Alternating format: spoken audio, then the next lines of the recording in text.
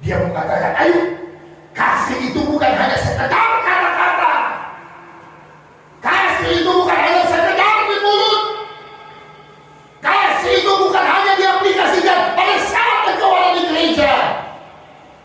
Sikap Kristen yang benar tidak ditunjukkan kepada bahwa siapa saudara dia ketika ada di gereja. Sikap orang percaya yang sesungguhnya harus terlihat pada saat saudara dan saya berada di luar gereja.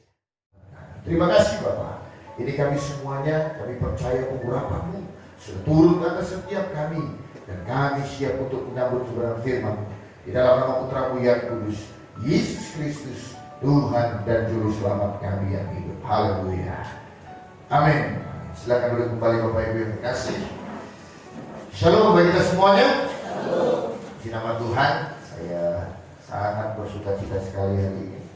Ya, apalagi di tengah-tengah kita boleh kedatangan Ibu Manurung tadi saya lihat ya, sama Mama apa? Ya, saya sangat bersuka cita kalau boleh kembali lagi beribadah bersama-sama dengan kita. Di nama Tuhan untuk boleh tetap mengingat gereja kita ya. Sesekali datang ya, puji Tuhan, kami sangat bersyukur dan bersuka cita karena itu. Ya Bapak Ibu yang terkasih dalam nama Tuhan Yesus Kristus, apa yang menjadi luar biasanya sebagai orang percaya itu adalah kasih. Kasih itu harus nampak bagi setiap orang percaya. Yang setuju katakan amin. Dan hari ini kita mau belajar tentang hal itu Bapak Ibu. Mari kita buka Alkitab kita dari kitab Yohanes pasalnya yang ke-13 ayat 31 sampai dengan ayatnya yang ke-35. Yohanes pasal 13 ayat 31 sampai dengan 35. Kalau sudah dapat boleh ditampilkan di layar kita di monitor. Yohanes pasal 13 ayat 31 sampai dengan 35. Kita akan bacakan bersama-sama semua dari ayat 31 sampai 35 ya. Mulai dari judulnya, kalau sana ada judulnya. Oke, kita baca ayat 31 1 sampai dengan 35 bersama-sama. 1 2 3. Sesudah Yudas pergi, berkatalah Yesus, sekarang anak manusia dipermuliakan dan Allah dipermuliakan di dalam dia. Jikalau Allah dipermuliakan di dalam dia, Allah akan mempermuliakan dia juga di dalam dirinya, dan akan mempermuliakan dia dengan segera. Hai anak-anakku, hanya seketika saja lagi aku ada bersama kamu. Kamu akan mencari aku, dan seperti yang telah kukatakan kepada orang-orang Yahudi, ke tempat aku pergi tidak mungkin kamu datang. Demikian pula aku mengatakannya sekarang juga kepada kamu. Aku memberikan perintah baru kepada kamu, yaitu supaya kamu saling mengasihi, sama seperti aku telah mengasihi kamu. Demikian pula kamu harus saling mengasihi. Dengan demikian semua orang akan tahu bahwa kamu adalah murid-muridku, yaitu jika kamu saling mengasihi. Sama-sama kita baca ayat 35 sekali lagi. Dengan demikian semua orang akan tahu bahwa kamu adalah murid-muridku, yaitu jikalau kamu saling mengasihi. Demikian firman Tuhan. Hari ini kita akan bicara apa tanda kita itu sebagai murid Tuhan. Tandanya bukan saudara itu penampilannya sama seperti pendeta. Belum tentu. Jubah pendeta saudara bisa tempat di tukang jahit pandai membuatnya. Tidak dengan penampilan Bapak Ibu. Harus sisirnya ke samping, ketawanya diatur. Nah, tanda-tanda itu bukan seperti itu ya Tuhan. Nah, di dalam ayat 35 tadi dikatakan bahwasanya dengan demikian maka kamu akan dikenal sebagai murid-muridku. Kalau kamu menjadi orang yang saling mengasihi. Peristiwa ini didului oleh satu peristiwa, dibaca nanti di ayat-ayat di atasnya. Saudara, waktu itu Yesus mengundang murid-muridnya untuk mengadakan perjamuan yang terakhir. Kalau orang Pak bilang The Last Supper, Leonardo da Vinci melukis peristiwa itu, perjamuan yang terakhir dengan murid-muridnya. Di dalam perjamuan itu sebelumnya apa yang Yesus lakukan? Dia katakan begini, saudara, ketika murid-muridnya berkumpul, Yesus membasuh kaki murid-muridnya satu persatu. Murid-muridnya bingung, guru, jangan lakukan ini. Terbalik, harusnya kami yang murid membasuh kaki guru kami. Tetapi Yesus bilang tidak, biarkan ini terjadi. Dan ini harus kalian ingat kapanpun.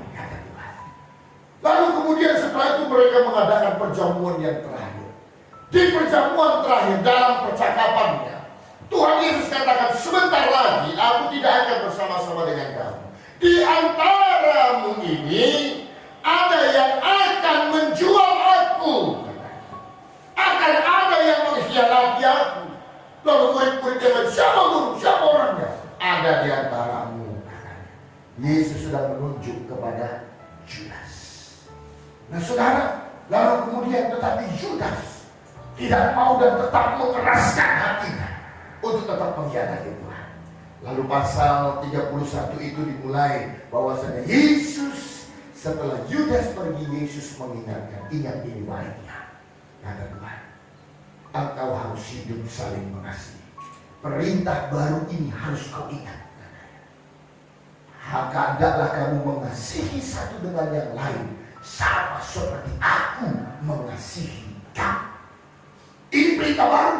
Kalau di dalam kitab Imamat, firman Tuhan dalam Taurat dikatakan apa? Kasihilah sesamamu manusia seperti engkau mengasihi dirimu sendiri. Tetapi perintah yang baru, kasihilah sesamamu seperti aku Yesus mengasihi kamu. Saudaraku yang terkasih dalam nama Tuhan, kembali lagi, penampilan itu tidak menjadi ukuran kita disebut dan layak disebut sebagai murid-murid Yesus. Ya, penampilan kita tidak akan menjamin seseorang itu layak disebut dengan murid-murid Yesus. Tetapi yang Tuhan katakan apa? Bahwasanya murid-murid Yesus itu harus nyata di dalam tindakannya, dan tindakannya itu adalah penuh dengan kasih. Nah Bapak Ibu, kasih yang seperti apa? Ini yang akan kita pelajari bersama-sama. Saya mencatat ada 4 di dalam pengajaran Tuhan Yesus di dalam pasal ini, Bapak Ibu. Yang pertama, kasih itu harus memiliki daya tahan. Kasih itu harus punya dan memiliki daya tahan. Artinya dia bertahan, Bapak Ibu. Dia memilih untuk bertahan. Yesus begitu menyakitkan, dia tahu siapa yang mengkhianati dia. Dia sedang menasehati supaya Yudas, kembalilah. Aku sudah tahu apa dalam pikiranmu. Aku sudah tahu apa yang kau perbuat di belakangmu. Dia sedang mengingatkan Yudas, tetapi Yudas mengeraskan hatinya. Yudas tetap akhirnya menjual Tuhan Yesus. Tetapi apakah Yesus berhenti untuk mengasihi Yudas? Tidak. Cinta kasih itu harus memiliki daya tahan. Begitu juga kita orang percaya. Kalau kita bilang kita mengasihi Tuhan, tapi kita tidak memiliki daya tahan, omong kosong, pembohongan. Maunya bersyukur sama Tuhan hanya pada saat senang. Maunya bersyukur sama Tuhan hanya pada saat kita diberkati. Maunya bersyukur sama Tuhan, kita bersukacita hanya karena Tuhan memberikan berkat yang besar. Terus kalau sakit, udah tak ada lagi rasa syukurnya. Terus ada waktu kere, udah lupa lagi sama Tuhan dan hanya mengunjungi Tuhan. Kasih itu harus memiliki daya tahan. Saudaraku yang terkasih dalam nama Tuhan Yesus Kristus, Bapak Ibu, Yesus begitu kecewa dengan Judas secara dagingnya, secara manusia, tetapi dia tetap mau mengasihi orang yang bahkan sedang dalam proses untuk menjual dia. Coba bandingkan dengan kita, saudara. Apakah kasih kita sebagai orang percaya terhadap orang lain itu sudah memiliki daya tahan. Kita kan seringkali kita berbuat baik kepada orang yang baik. Tetapi kasih tidak demikian. Dia berbuat baik kepada siapa? Dia tetap mengasihi dalam keadaan apapun. Dia rela berkorban dan berbuat dalam hal apapun. Saudara, Yesus sedang mau mengajarkan kepada murid-muridnya, apa yang kau lihat malam hari ini, kau harus lakukan itu. Engkau harus punya daya tahan. Kenapa? Ada tantangan berat yang mereka sedang hadapi. Setelah Yesus nanti mati lalu naik ke sorga, Yesus tahu 12 rasul itu akan menghadapi tantangan iman yang luar biasa. Mereka akan dikejar-kejar, mereka akan dibunuh, mereka akan dibakar, mereka akan disalibkan hanya karena mengasihi Tuhan Yesus. Karena itu kau harus punya daya tahan. Itu maksud Tuhan. Bapak Ibu yang terkasih, sama seperti kita mengasihi anak kita. Walaupun anak kita itu punya kekurangan, tapi kita tetap mengasihi dia. Amin. Begitu juga kita. Tuhan mau supaya kasih yang kita punya itu memiliki daya tahan.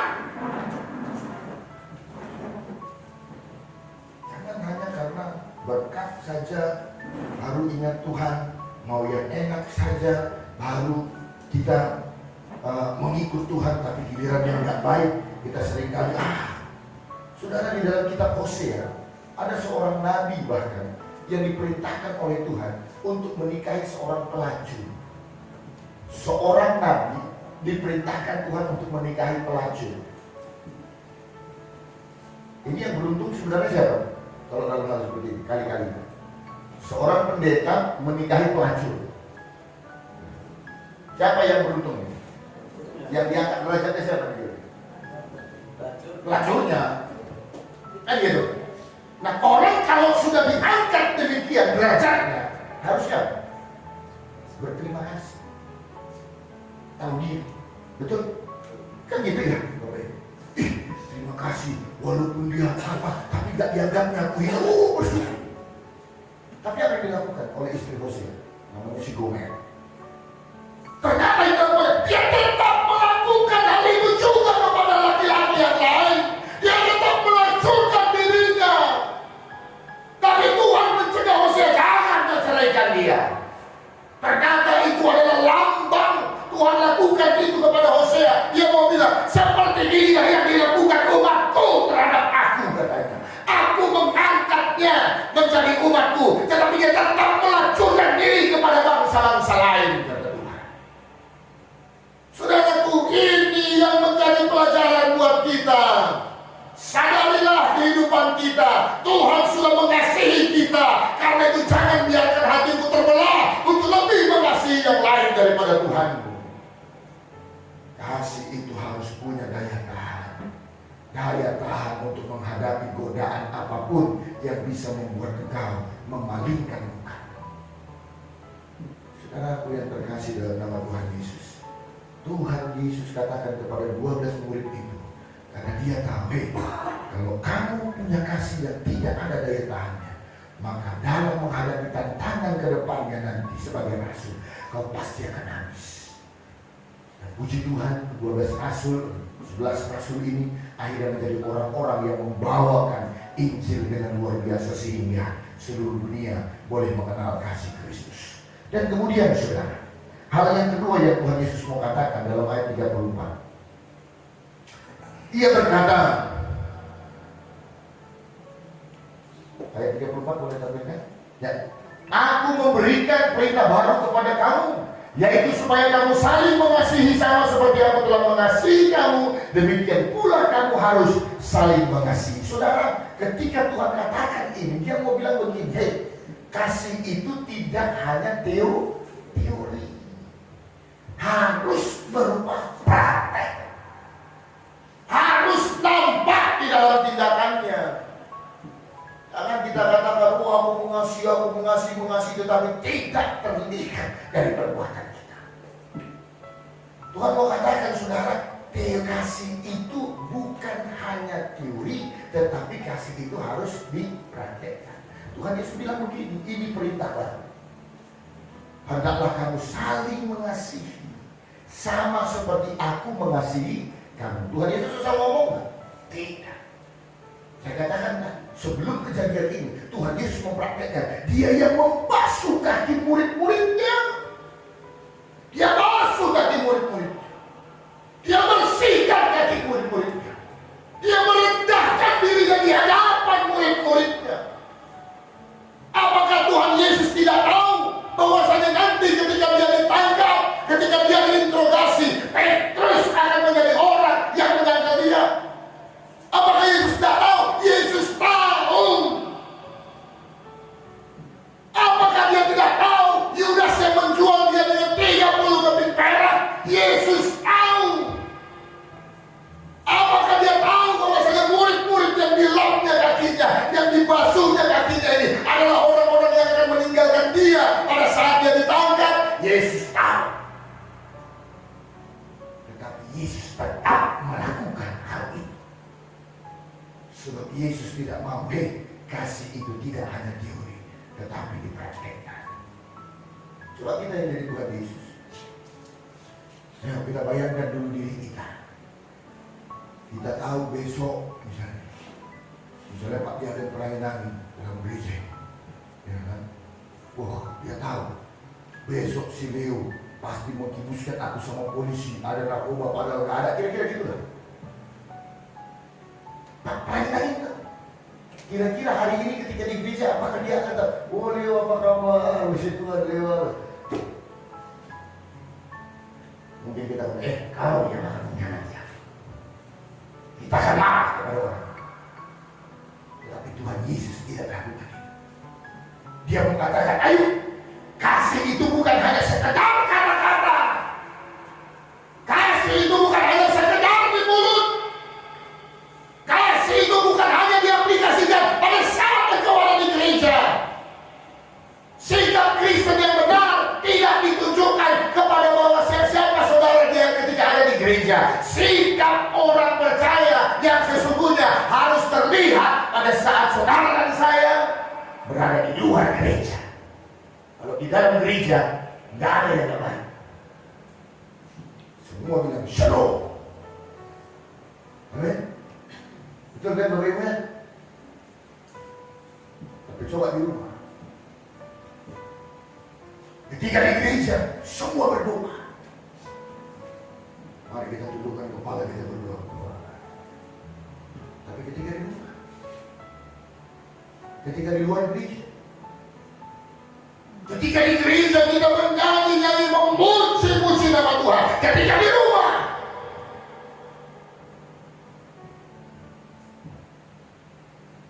yang kita nyanyikan kalau nggak sobat putihnya ya kan?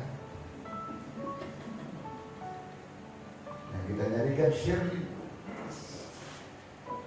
Aku begini hanya karena cinta. Betul ya? Entah di mana lagunya tadi. Mengirimmu. Apa nggak tahu deh. Makanya ketika di gereja, nggak baca. Betul? Karena yang lebih banyak di handphone kita itu lagu-lagu pop Batak masa kini. Karena kita tidak suntuk, minum kopi, pasang musik sambil menghayal, lengkap dengan Jisung Black.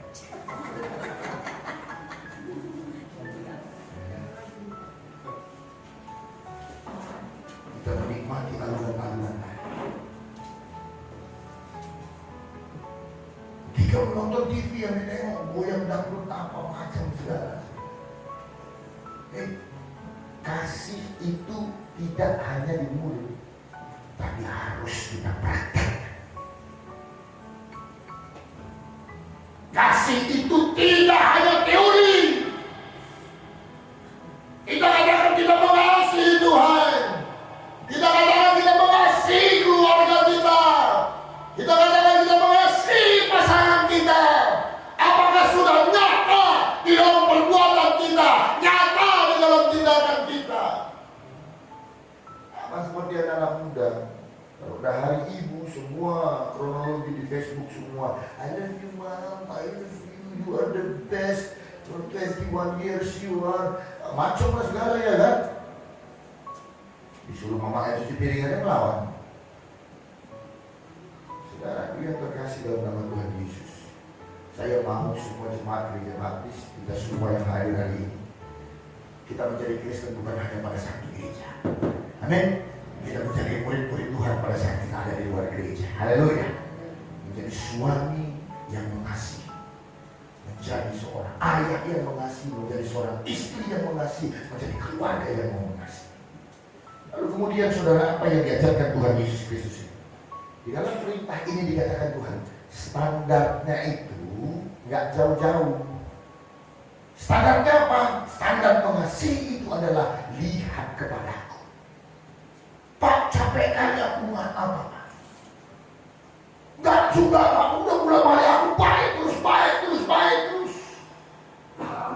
Tapi jangan juga dia berubah, dia terus balas kejahatan. Sampai apa yang padat? Yang jadi standar kita bukan diri kita, bukan pendetamu, bukan pengerjamu, bukan siapa-siapa. Tetapi yang jadi standar adalah Yesus Tuhan. Yesuslah yang menjadi standar kita. Bahkan sampai dia disalib, Tuhan Yesus bilang apa sama orang yang nyalibkan dia? Ya Bapa, ampunilah mereka, sebab mereka tidak tahu apa yang mereka perbuat. Saudara yang terkasih, Yesuslah, tangan Yesus. Sulit kadang-kadang untuk bisa mengampuni, berat rasanya. Sulit rasanya untuk tidak membalas orang yang berbuat jahat kepada kita. Rasanya berat. Tapi dengan lebih baik engkau dimampukan, bukan karena kekuatanmu, bukan karena kekuatan kita, tetapi kita dimampukan ketika kita memandang kalau Tuhan itu sanggup mengampuni orang yang bersalah, maka aku pun sanggup mengampuni orang yang bersalah kepada aku. Bapak Ibu, ingat ini baik.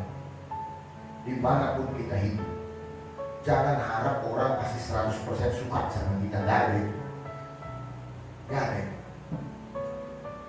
Kalau kita yang berdosa ini aja banyak gak suka, coba lihat Tuhan Yesus yang sempurna, gak pernah dia buat baik, gak pernah dia buat jahat, gak pernah dia buat yang menyimpang. Banyak yang gak suka sama dia. Banyak. Jadi jangan pernah ada perkataan, kok bisa dia kayak gitu sama aku ya? Padahal gak pernah aku buat yang gak baik sama dia. Kok gitulah dibalasnya sama aku? Padahal Tuhan Yesus saja gitu baiknya, jauh lebih baik dari kita. Pun banyak gak suka apalagi kita. Jadi jangan percaya gitu. Karena itu jangan merasa langsung menghitung-hitung diri kita itu siapa. Padahal baik kali lah. Yang pacar-pacaran nih, baik aja bisa mencari mertua kita, hormat aja. Belum dia minta, udah coba ya kasih. Tiap kali ulang tahunnya, dari mulai kunci rumah sampai kunci mobil, kasih. Kuncinya aja maksudnya.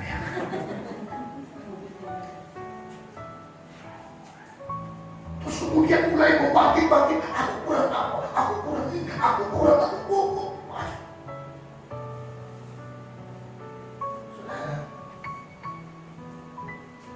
Kita banyak kurangnya. Kalau kita mengasihi, biarlah yang menjadi standar kita itu adalah Tuhan Yesus. Kalau pada akhirnya tidak berbalik seperti yang kita harapkan, Yesus juga mengalami hal yang sama. Dan kasih itu adalah penuh dengan ketulusan. Kalau saudara mengasihi, tetapi saudara mengharapkan sesuatu yang baik di luar, saudara akan mengasihi namanya. Karena seekor harimau akan tahu bagaimana mengasihi anaknya. Seekor singa yang sangat kejam, yang sangat buas, tahu dia bagaimana mengasihi anaknya. Tapi kita dengan derajat yang jauh lebih tinggi sebagai murid-murid Tuhan, siapapun mereka dan apapun yang mereka buat, kita boleh tetap mengasihi mereka. Itu yang menjadi kelebihan kita. Dan kalau cerita kasih itu cerita pengorbanan, Bapak Ibu. Amin. Pengorbanan, coba katakan gini, kasih itu pengorbanan. Kasih itu pengorbanan, gak ada yang lain. korban perasaan, korban uang, korban materi, korban waktu, semua korban. Tapi itu yang menjadi esensi daripada kasih, korban, pengorbanan. Saya ceritakan sekali lagi kisah seorang yang pacaran bertahun-tahun lamanya. Saya sudah pernah bilang, tapi saya sampaikan sekali lagi. Adalah seorang anak muda yang punya pekerjaan yang sudah baik. Satu ketika dia udah niat nih, mau cari jodoh lah. Gitu. Kemudian saudara, dia pergi ke suatu warung kopi. Ya, biasa dia untuk sarapan di sana sambil pesan kopi. Ternyata ada pelayan baru di situ. Seorang perempuan yang menurut dia macam bidadari dari surga. Cantik menurut dia kan begitu. Namanya apa? Jadi langsung jatuh cinta, pandangan pertama. Cuma si cowok ini orangnya tak percaya dirian. Lalu gimana caranya mendekatinya ya? Gimana caranya bisa cakap sama dia ya? Apa jalannya ya? Nanti kalau ketemu tiba-tiba kesannya kayak cabul lagi. Kalau Tuhan taruh agresif atau macam banyak ini. Tiap hari dia sana nih, tiap hari. Sampai akhirnya 1 minggu beranikan diri awal cerita darah ini. Terus dia bilang, waitress please, datang seperti itu. Ya Pak, mau pesan apa? Jangan panggil Bapak, panggil Abang. Oh iya, pesan apa Bang? Sandwich 1, terus kemudian kasih kopi ya. Oh iya, sandwich sama kopi. Tapi kopinya ini ya, jangan kasih gula. Oh iya, kopi pahit aja Bang. Enggak, kasih garam. Bingung cewek. Kopi kasih garam. Serius Bang, serius. Kopi kasih garam. Kok bisa udah aja. Terus kemudian dibilang, kemudian dibuat. Terus diaduk segala macam diminum. Karena bingung si pelayan ini. Akhirnya Bang, aku penasaran katanya. Penasaran apa deh? Kok kau pesan kopi pakai garam? Kalau itu duduklah biar aku cerita. Kenalan bernama siapa? Ya kan dia, itu caranya. Jadi sehingga mulai dari situ, ketika mereka sudah kenalan, sudah mulai tukar nomor telepon, itulah cara mereka untuk komunikasi terus. Dan dia tiap hari datang ke kedai kopi itu. Dan setiap kali dia datang, si perempuan itu sudah tahu dia harus minum kopi pakai garam. Akhirnya menikah, saling jatuh cinta nikah. Kebiasaan kita tak dilanjutkan, namanya dia istri mengasihi suaminya. Tiap hari disajikannya kopi pakai garam. Tiap sore, tiap pagi, kemudian tiap sore pulang kantor, selalu dia minum kopi. Dan si suami terus diminumnya kopi pakai garam. Berpuluh-puluh tahun akhirnya si suami meninggal dunia. Si istri begitu terpukulnya karena suaminya sudah pergi. Suatu hari dia bersihkan pakaian suaminya, dia temukan sepucuk surat. Surat yang ternyata ditujukan kepadanya. Dia baca, istriku yang terkasih, kau tahu aku begitu mengasihi. Kau tahu aku tak ada yang pernah kusembunyikan padamu. Tapi hari ini aku ingin membuat suatu pengakuan. Sebenarnya tidak pernah sekalipun dalam hidupku aku menikmati kopi pakai garam. Kenapa itu kulakukan? Karena cuma itu caraku untuk bisa mendekatimu pada awal kita berkenalan. Tetapi karena kau yang membuatnya, maka itu kutahankan sampai aku meninggalkan dunia ini. Karena aku mengasihi. Saudaraku yang terkasih, kasih itu begitu, pengorbanan. Kalau cuma mengharap itu gak kasih. Kalau mau timbal balik, itu bukan kasih. Jangan. Amin Bapak Ibu. Dan kasih itu tidak mengharap. Kalau kembali yang baik, maka terpuji nama Tuhan. Kalau tidak kembali yang baik, percayalah upahmu dalam mengasihi Tuhan akan perhitungkan. Lalu kemudian yang terakhir saudara, kasih yang menjadi standar orang percaya haruslah kasih yang berasal daripada Allah atau yang kita sebut dengan kasih agape. Nah saudara, ayo seperti Tuhan mengasihi kita, begitulah kita mengasihi sesama kita. Jangan kita jadi orang yang jadi hakim. Banyak manusia jadi hakim, banyak istri jadi hakim, banyak tetangga jadi hakim. Bingungnya kenapa nggak lulus sekolah hukum ya? Kalau hakim jadi sekolah hukum dulu ya. Kenapa saya bilang iya, menghakimi ada tahunya. Kan gitu. Kau gak beres. Kau gak. Berapa banyak gereja hancur dan pecah gara-gara apa? Banyak hakim semua. Nggak ada pengacara, akhirnya bubar gerejanya. Karena di pengadilan itu harus ada hakim, ada jaksa, ada pengacara, ada terdakwa, ada korbannya begitu. Saudara, tapi ini kalau orang dipenuhi dengan hanya Allah menunjuk kesalahan orang. Ini kurang. Sama kayak sekarang ibu-ibu, ya kan? Udah stres semua, kayak mana ada pemerintah ini? Masa anak-anak kami belajar online? Cemana apa ini? Sekolah-sekolah ini. Stres kami jadinya, padahal dulu waktu masih normal-normal semua orang juga jadi guru udah paling enak kerjaan. Mana ada tinggal ngengong dia udah siap. Sekarang dirasakannya jadi guru, menteri. Cuma mau ribut ini, anakku nggak punya handphone, masa kami yang miskin punya handphone? Nggak ada yang sempurna kok. Macam mana mau ribut? Nggak ada sistem yang sempurna, nggak ada sesuatu di dunia ini yang sempurna. Tapi mau nggak mau, ayo coba dijalankan. Banyak orang aja tahu mengkritik kurang ini, kurang itu, kurang. Lah coba mau masak, bisa nggak tahu ngapa-ngapain, masa air pun dia nggak habis. Banyak dari kita itu hanya berteori dan berteori. Nah Bapak Ibu, kita harus punya kasih itu berdasarkan kasih agape. Seperti Allah mengasihi kita, seperti Tuhan mengasihi kita, begitulah kita mengasihi orang. Apakah Tuhan mengakhiri kita? Enggak. Kalau dilihat dengan dosa-dosa kita, tidak ada satupun kita yang layak. Tetapi Tuhan melayakkan kita. Sekarang siapa kita sehingga kita seringkali mengakhiri orang lain? Siapa kita sehingga kita memojokkan orang lain, menyalahkan orang lain? Persoalannya bukan ada di luar, tapi seringkali persoalannya adalah hati kita. Seperti seekor tikus yang sudah juga pernah saya ceritakan, sudah. Aduh, susah kali jadi tikus ini lah. Tiap hari aku asal cari makan dikejar-kejar sama kucing. Jantungan aku ini kan bener lagi hidupnya ini. Hidup apakah ini katanya? Sampai satu hari ini bertemu dengan jin penunggu hutan. Kenapa kok susah kali mulut apa mukamu kata si jin ini tadi? Gimana gak susah aku katanya? Hidupku yang paling malang, kenapa lo diciptakan aku jadi seekor tikus? Coba aku jadi kucing, bahasa nyaman kali hidupku. Jadi kau mau kucing? Mau. Kok kau berubah jadi kucing? Mau kalau dibuat. Kalau gitu sih, salahin sulap kau jadi kucing. Pem, jadi kucing. Katanya, wah, ini orang paling ganteng, paling jauh dari begini ya kan? Mulai dari keliling-keliling hutan, kan tuh gitu. Petandang, nggak tahu dia jumpa sama harimau. Wah, harimau pikir ya kan? Harimau pikir ini saingannya teritori. Ini kejar-kejar harimau. Ulah ini. Setiap kali dia keluar rumah udah takut dia karena apa? Harimau pasti kejar-kejar dia. Akhirnya burung lagi muka. Jumpa lagi sama jinnya.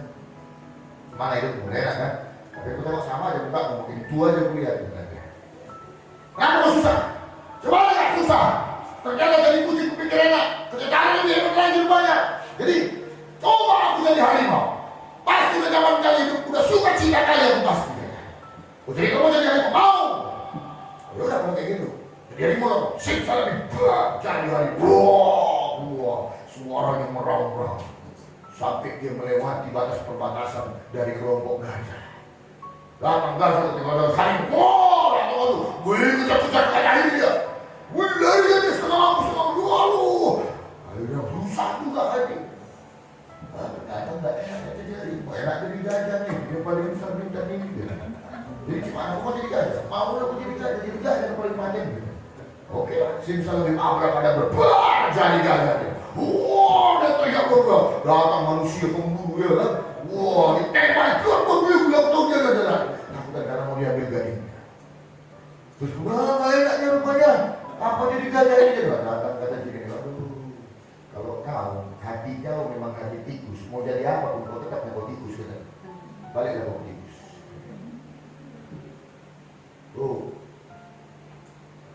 Mau jadi apa pun kita, kayak mana pun berkat dikasih Tuhan, kalau hatimu yang bermasalah. Kalau hatimu yang bermasalah, gak akan ada perubahan. Tetap yang bermasalah, gereja kurang, hati pelayannya kurang. Suamiku yang kurang bagus, istriku yang kurang bagus, istriku yang bagus, semua orang salah. Dia yang paling baik. Rasanya, ada tahu orang gila yang pinggir jalan dia nggak waras? Dalam pikirannya saudara, dia gila manusia ini. Dia nggak sadar dia yang gila. Dia menganggap dia yang paling waras. Kita semuanya sekret. Tanpa dia sadar dia lah yang gila. So Bapak Ibu, mari standar kita, produk daripada kasih kita adalah kasih agape. Sebagaimana Tuhan mengasihi saya, begitulah saya mengasihi sesama saya. Kasih yang sempurna, kasih yang agape, kasih yang tidak mengharapkan segala sesuatu. Sebagai murid Tuhan, satu hal yang harus menonjol, saya harus hidup mengasihi. Amin. Kita harus hidup saling mengasihi, karena itulah tanda kita adalah murid-murid Tuhan. Amin. Kita bersama di dalam doa. Terima kasih Bapak kami yang baik, terima kasih Allah kami yang hidup. Kami bersyukur Tuhan hari ini kebenaran firman-Mu sudah boleh melawan kami, yang mengajarkan kepada kami bahwasanya tanda kami sebagai murid adalah ketika hidup kami Bapak, hidup yang mau mengasihi. Karena itu Tuhan ajar kami bahwasanya apa yang terkandung di dalam kasih harus membutuhkan daya tahan. Jangan biarkan kasih itu hanya sebagai simbol bagi kami Tuhan. Jangan biarkan kasih itu hanya sekedar di mulut kami, tetapi kasih itu sungguh nyata dalam hidup kami hari lepas hari. Biarlah kami memiliki daya tahan di dalam mengasihi Engkau, mengasihi gereja-Mu, mengasihi sidang jemaat Tuhan, mengasihi pelayanan Tuhan, mengasihi siapapun Bapak. Ajar kami itu tidak mengharap, karena yang satu hal yang harus kami perbuat adalah kami hanya mengasihi saja. Tuhan Yesus ajar kami juga Bapak untuk punya rasa mau berkorban di dalam mengasihi. Kami percaya Tuhan apa yang kami tabur tidak akan sia-sia. Kalau kami menabur di dalam kasih, maka Tuhan Engkau akan kembalikan berkat itu yang berlipat kali ganda. Ada yang tidak akan suka, ada yang tidak akan pas, tetapi biarlah Bapa kami mengasihi, karena kami tahu Tuhan Yesus yang sudah terlebih dahulu mengasihi kehidupan kami. Biarlah kasih agape, kasih daripada-Mu yang menjadi landasan kami Tuhan, untuk tidak menghakimi sesama kami, untuk tidak hanya melihat kesalahan sesama kami, tetapi kami boleh mengampuni, boleh memaklumi dengan besar satu dengan yang lain. Karena kami juga manusia yang tidak sempurna, kami juga manusia yang punya banyak kekurangan. Bapa, termaterilah firman-Mu dalam hidup setiap anak-anak. Roh Kudus yang akan memberikan kesempurnaan di dalam memberikan firman-Mu ini dalam kehidupan setiap kami, menjadi orang-orang yang mengasihi. Itulah yang menjadi tanda-tanda kami sebagai orang yang percaya, sebagai murid-murid Tuhan. Ini kami Tuhan, dan kami akhiri pemberitaan firman-Mu pada siang hari ini di dalam nama Putra-Mu yang kudus, Yesus Kristus, Tuhan dan Juru Selamat kami yang hidup. Kita yang percaya dan diberkati Tuhan bersama-sama kita katakan amin.